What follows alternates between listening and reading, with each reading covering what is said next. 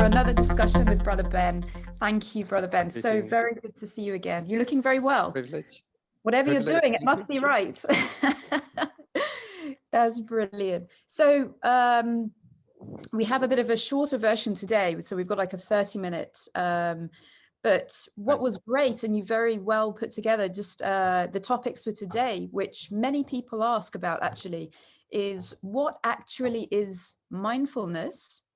And it would be great to touch on, as a continuation from our last call, a bit about the what is trauma and can mindfulness help treat it? So that's kind of continuation from the last call. So over to you, Brother Ben.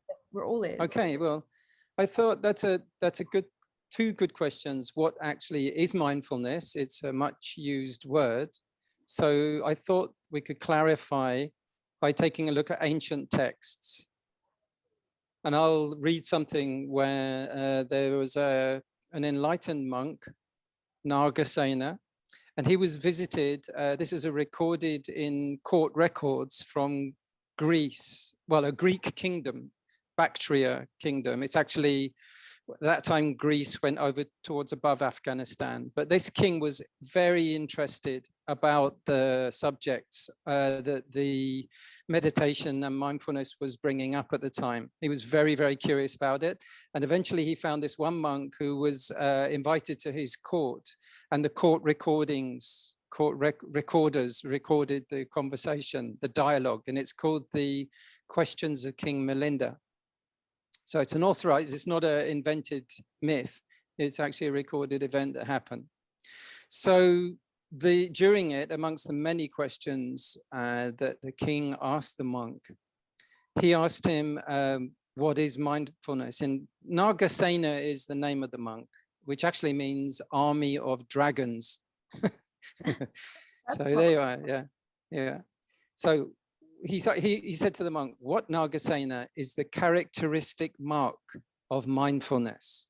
So how do you differentiate it from these many other similar things, that are in the mind when we use the word mindfulness? So what is the characteristic mark of mindfulness? So the monk said, noting, or meaning observing the presence of. Mm-hmm. Oh, that's so if you note the children run in the room, you observe the presence of them. So the aspect within your mind that observes the presence of other things of the mind, that's mindfulness that does it. So if you'll notice you're getting irritated at a shop, the thing that observes the presence of irritation is mindfulness. Wow. So like a dog barking doesn't have any mindfulness. He just gets irritated and barks and barks and barks until he's exhausted of barking, but he doesn't really notice it. But humans have the faculty of mindfulness. So noting, which is observing the presence of something, and keeping in mind. So it has this remembering about it. So later on you can go, when I was in the shop, I got really irritated. So that's being able to track our own mental events. So I'll go back to the quote. What is the characteristic mark of mindfulness? Noting and keeping in mind. The monk goes on, as mindfulness springs up in the mind of the meditator, he repeatedly observes the wholesome and the unwholesome, the blameless and the blameworthy, the insignificant and the important, dark and light qualities. So mindfulness does that.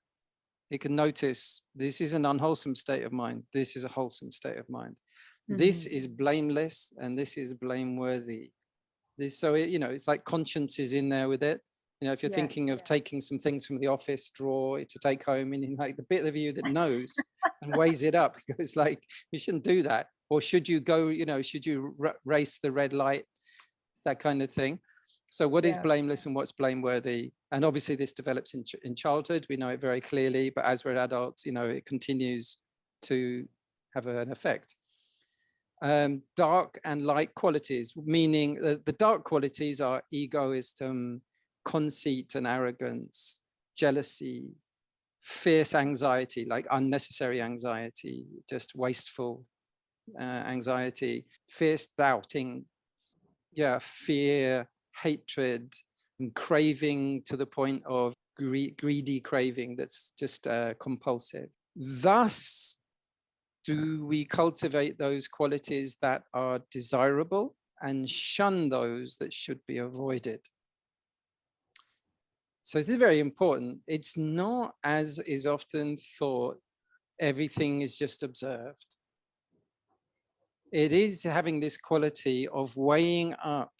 So, people say, oh, you shouldn't judge. But about food, when you go through the refrigerator and you go, this is moldy, I'll throw it away.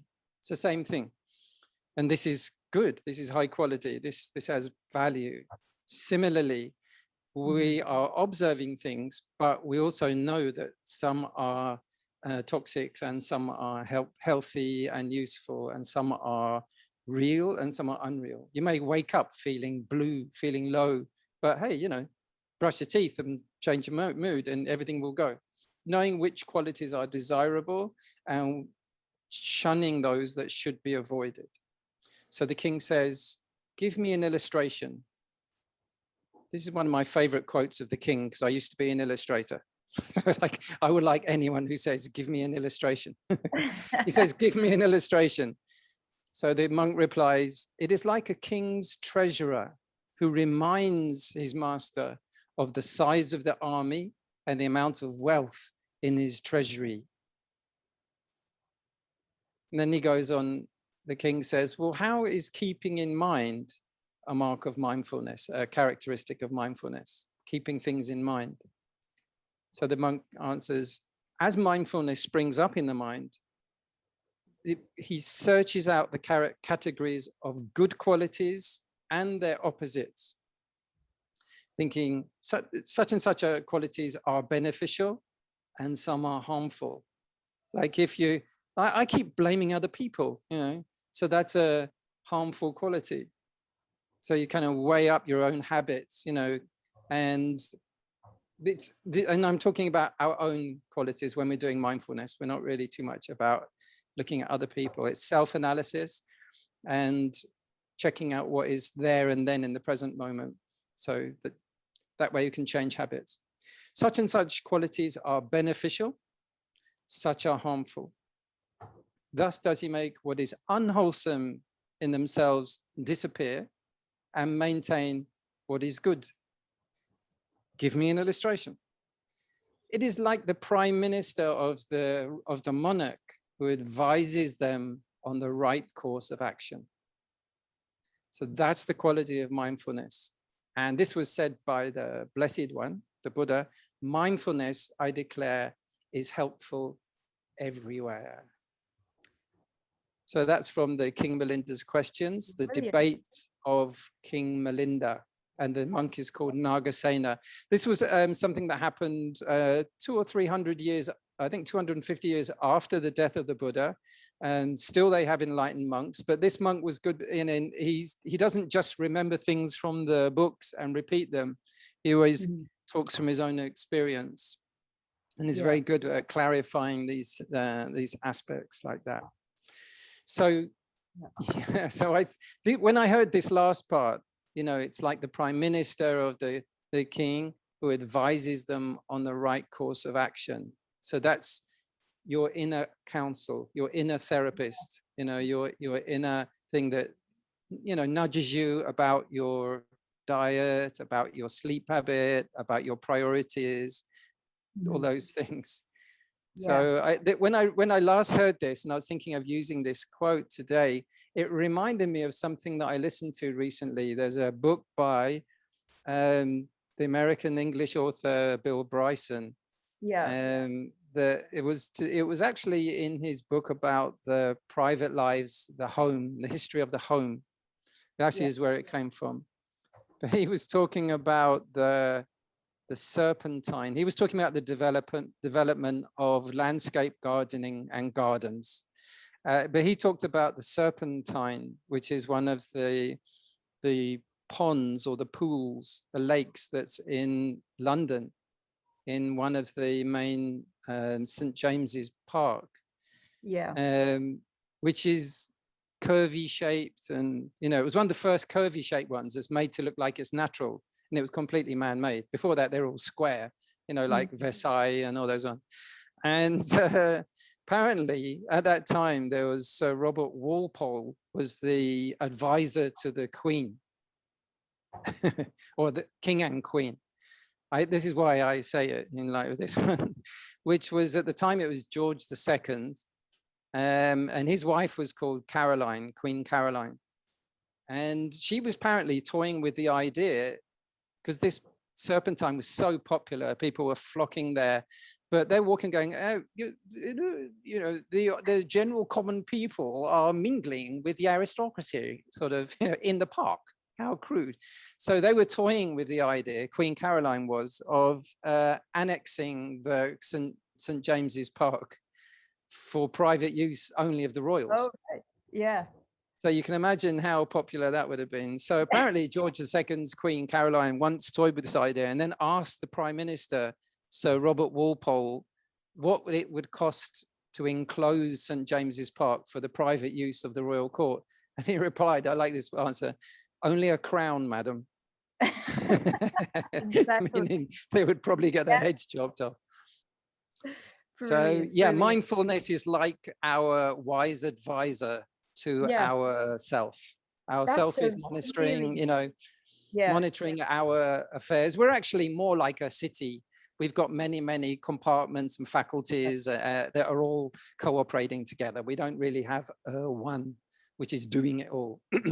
But the main advisor advises the over, controllers on their good ideas or bad ideas. Yeah. Do you know, Brother Ben, thank you, because I think that's one of the best expressions and illustrations of what mindfulness is that I've ever heard and discovered. I've looked immensely, and I have many. I put that definition on Facebook, and a lot of people, including monks and nuns, wrote to me and said, "Thank you, God. We're drowning in the word mindfulness," because it's become a kind of cult thing. In America and England, is like every therapist and counselor wants to say they're doing it. Yeah. This movement, which is basically healthy in intent, was started by Jon Kabbat-Zinn. So I thought I'd bring now in a definition by him of mindfulness. Not that I think he's altogether got it. As I say, I'm not quoting Jon Kabbat-Zinn to say, yes, Big John, thanks. I've had a contemporary monk of mine, on his Facebook, who said, what is he talking about? And he gave a thing about where he went to a restaurant. Jon Kabbat-Zinn went to a restaurant, was just eating, and all he was talking about was how beautiful and sumptuous the food was, as if that was mindfulness.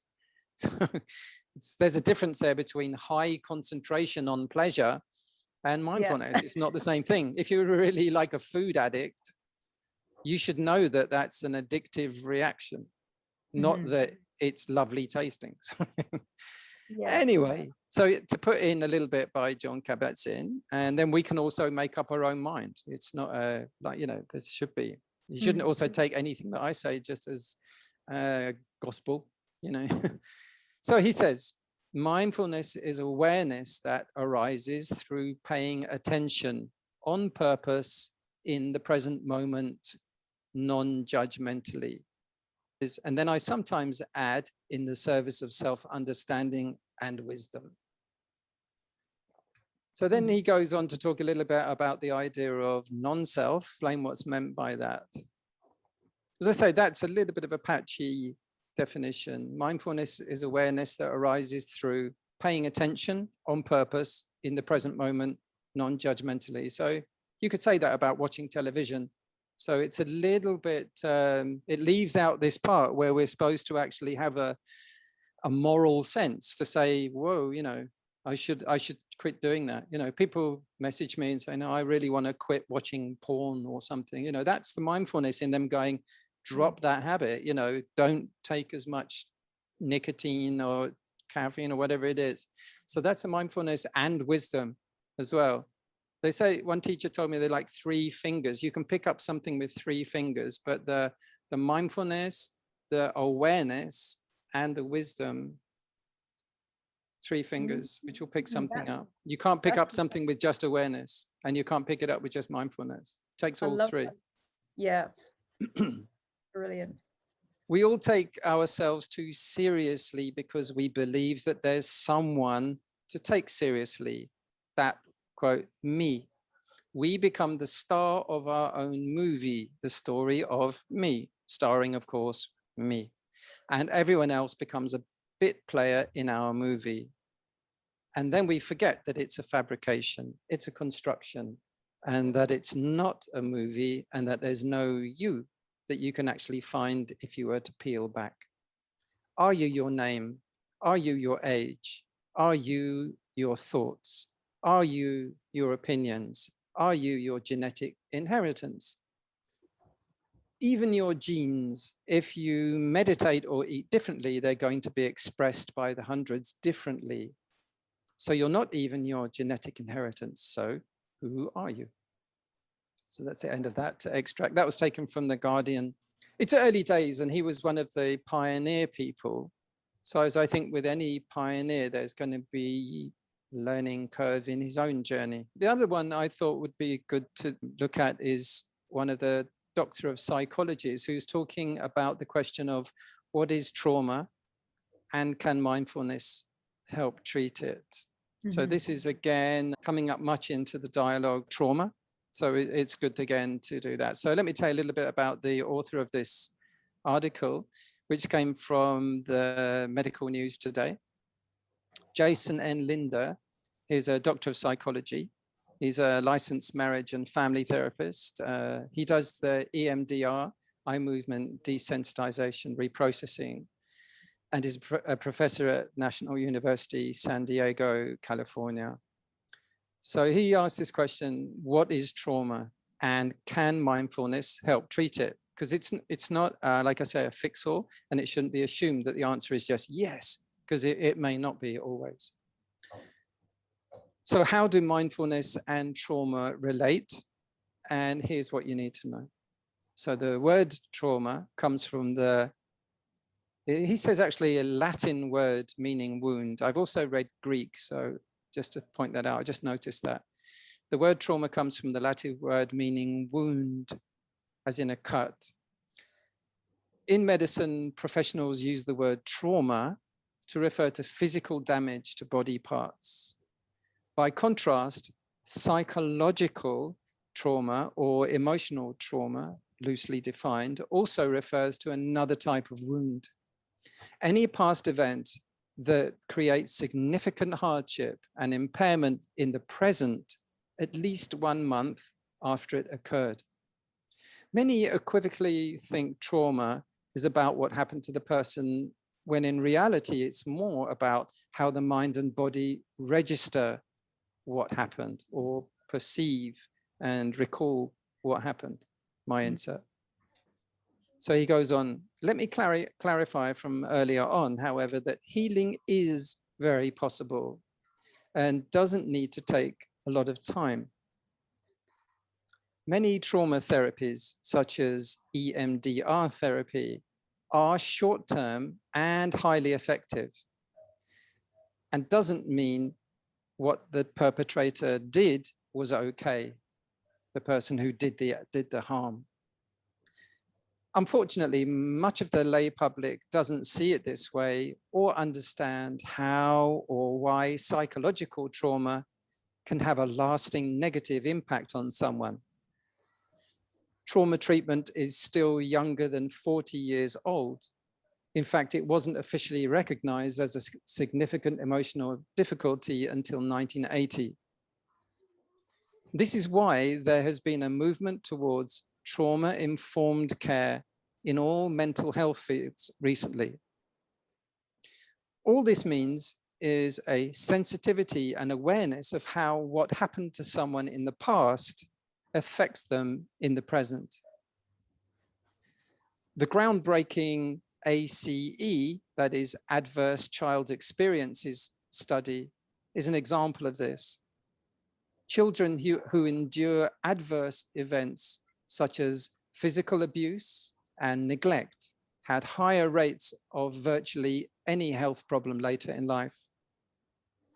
In this sense, the ultimate goal of trauma-focused psychotherapy is getting past your past. Trauma psychotherapy, especially EMDR, can be thought of as emotional surgery. Those who experience traumatic events often develop post-traumatic stress disorder, PTSD, symptoms such as stress, anxiety, and depression, although many don't. The criteria for PTSD are primarily: 1, hyperarousal. The mind and body stay in a crisis-like state of tension and exhaustion, ready for danger. Secondly, hypervigilance. The body and mind are constantly scanning for any signs of danger, and unfortunately, often reacting to false positives. They're not real. And intrusive thoughts about the traumatic event, replaying ceaselessly and uncontrollably in one's mind. These after effects can last for weeks, for months, and even years. And trauma also can cause difficulty focusing, racing and intrusive thoughts, and flashbacks of the traumatic experiences. It can wreak havoc on sufferers' relationships and quality of life.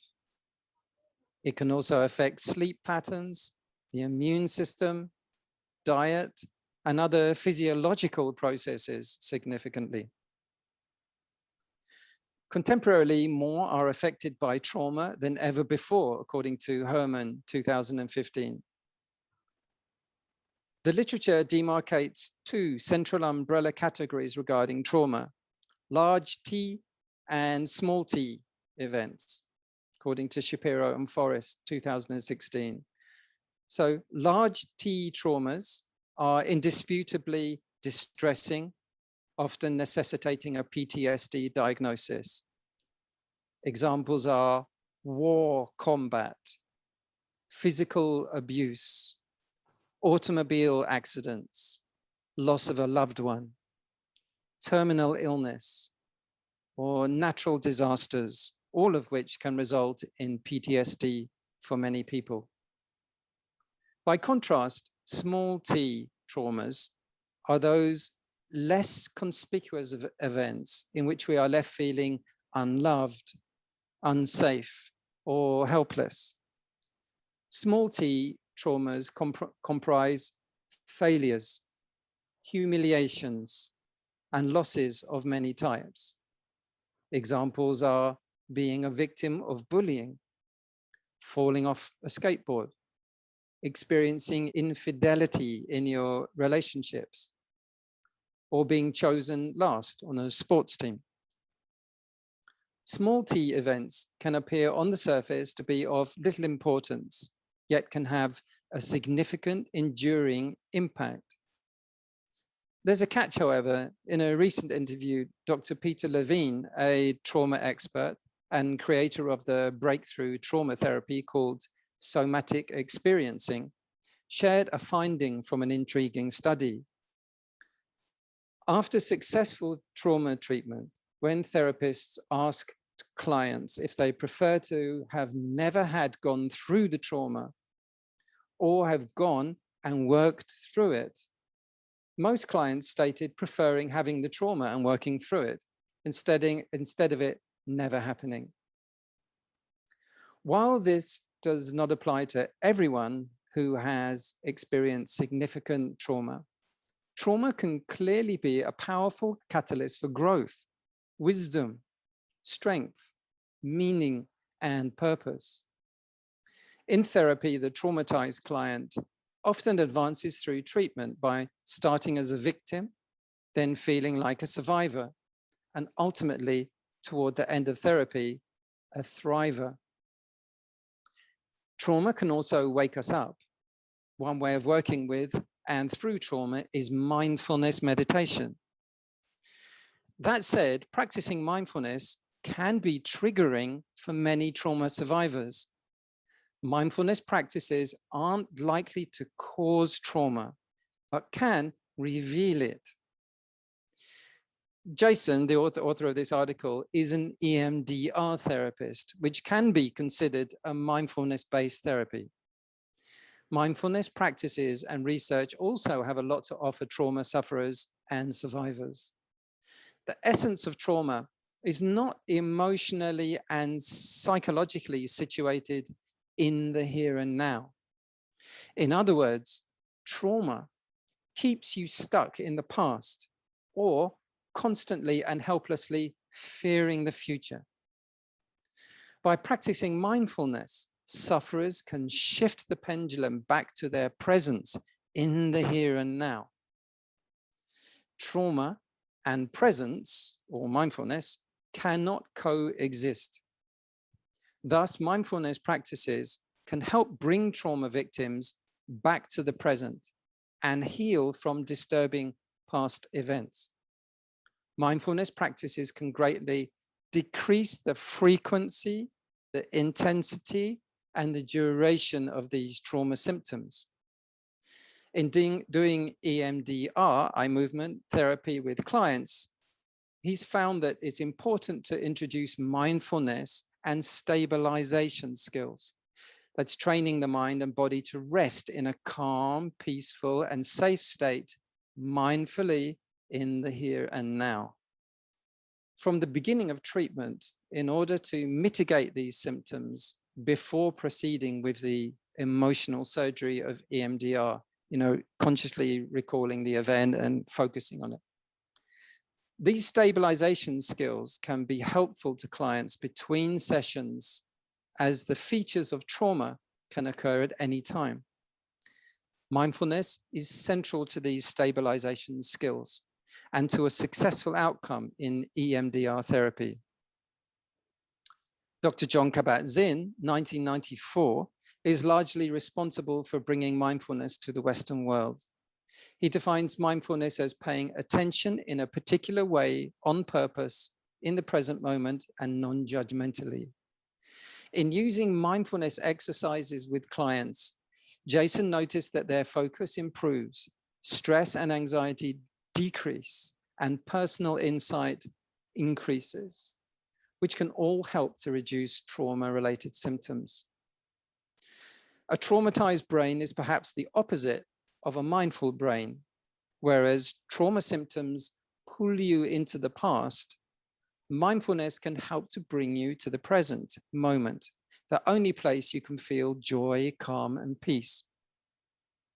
Often when thoughts are racing in this manner, they are thoughts about what happened in the past or what will happen in the future.